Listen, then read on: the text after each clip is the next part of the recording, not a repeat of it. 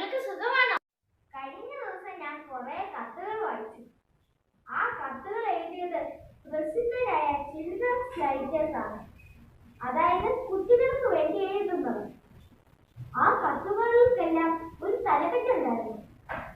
അവർ അതിനെ hot train അഥവാ പ്രത്യാശ തീവണ്ടി എന്നാണ് വിളിച്ചത്. ഈ കൊറോണ കാലത്ത് നമ്മളെ പോലെ ബോധടിച്ചിരിക്കുന്ന നമുക്ക് സന്തോഷവും പ്രത്യാശവും പകരാൻ ഒരു യാത്ര, ഒരു തീവണ്ടി യാത്ര.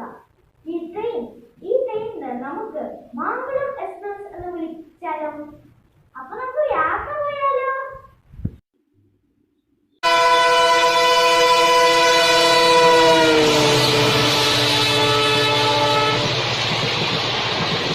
ഹലോ ഫ്രണ്ട്സ്, ഞാനാണ് ഹോപ്പ് ട്രെയിൻ. എനിക്കറിയാം നിങ്ങൾ വീട്ടിലിരുന്ന് മുഷിഞ്ഞു കാണുമല്ലേ. ഒത്തിരി നിയമങ്ങളാ. വെളിയിൽ ഇറങ്ങരുത്, ഫ്രണ്ട്സിന്റെ അടുത്ത് പോകരുത്, ഹോട്ടലിൽ പോയി ഭക്ഷണം കഴിക്കാൻ പറ്റുന്നില്ല, ഷോപ്പിംഗ് ഇല്ല, ഫുട്ബോൾ ഇല്ല, ക്രിക്കറ്റ് ഇല്ല, കബഡി ഇല്ല, ഒന്നുമില്ല. സ്കൂളുകൾ നേരത്തെ അടച്ചപ്പോൾ നിങ്ങൾക്ക് അത്യധികം സന്തോഷമായിരുന്നു അല്ലേ? പരീക്ഷകളും ഇല്ല എന്നറിഞ്ഞപ്പോ ആ സന്തോഷം അങ്ങ് കൂടി. അടിച്ചു പൊളിക്കാൻ ഒരു നീണ്ട അവധിക്കാലം. പിന്നീടാണ് മനസ്സിലായത്, ഈ അവധി പ്രഖ്യാപിച്ചത് നിങ്ങളുടെ പ്രിൻസിപ്പൽ അല്ല, ഒരു വൈറസ് ആണെന്ന്. Novel corona virus. ഇന്ന് ഒരാൾ പറഞ്ഞു കേട്ടു, ഈ ലോകത്തിലെ എല്ലാ വൈറസുകളും കൂട്ടിച്ചേർത്താൽ വെറും 1 ഗ്രാം മാത്രമേ തൂക്കം വരൂ എന്ന്.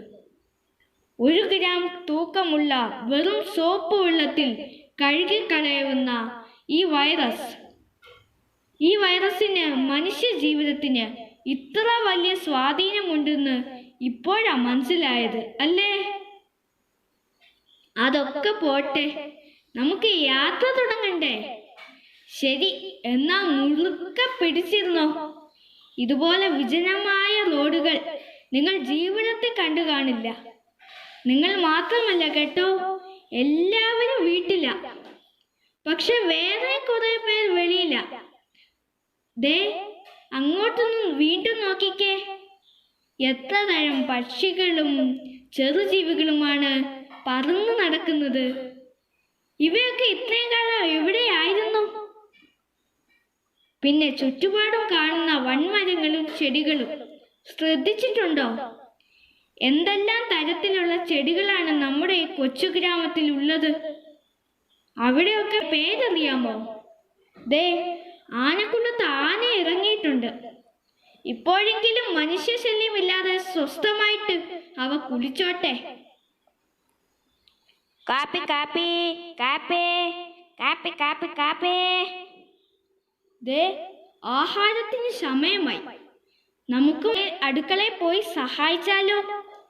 ശല്യമാകരുത് കേട്ടോ. പിന്നെ സാമൂഹിക അകലം പാലിക്കാൻ കേട്ടോ. ആരെയും കെട്ടിപ്പിടിക്കാനൊന്നും പോകണ്ട. അപ്പൊ പിന്നെ നമുക്ക് തിരിച്ചു വീട്ടിൽ പോയാലോ? അമ്മ അവിടെ കാത്തിരിപ്പുണ്ടാവും.